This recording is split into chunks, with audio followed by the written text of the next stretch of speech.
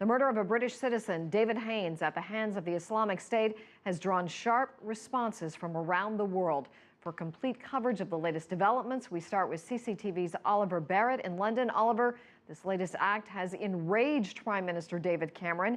Is the murder of David Haines pushing the UK closer to taking part in airstrikes?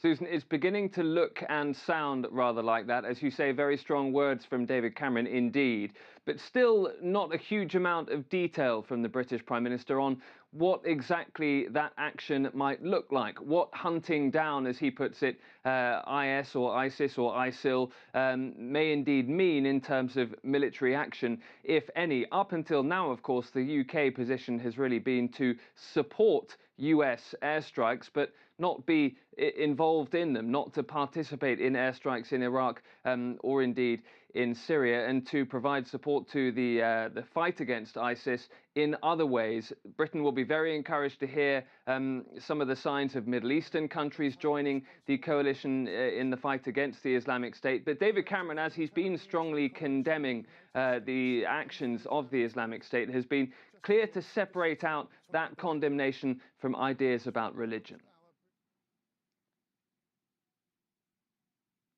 David Haines was a British hero.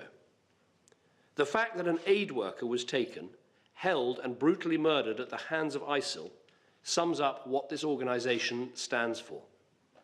They are killing and slaughtering thousands of people, Muslims, Christians, minorities across Iraq and Syria. They boast of their brutality. They claim to do this in the name of Islam. That is nonsense. Islam is a religion of peace. They are not Muslims, they are monsters.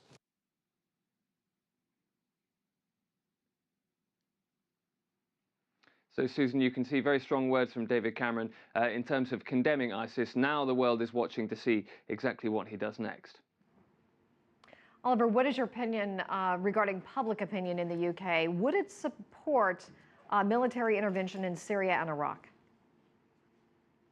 It has seemed in recent weeks, after the James Foley beheading video, for example, that public opinion here was perhaps hardening towards maybe going along with the idea of some kind of tougher action against the Islamic State in Syria and Iraq. And this video, of course, involving the execution of a British citizen, I think will harden again that opinion. Public opinion, though, will not go as far, certainly we can say, as to want British troops on the ground in Iraq or Syria. We can be pretty clear about that. And we also know that in the last couple of weeks, David Cameron has been canvassing MPs in his own Conservative Party to see how they would feel about involvement in military action in Syria and Iraq. But of course, getting that past Parliament, where he failed just over a year ago when it came to military action in Syria, is another matter indeed. Oliver, are people there somewhat surprised that some of these foreign fighters, they're saying at least a half of them are from other countries outside this area, and that some of them are in fact British?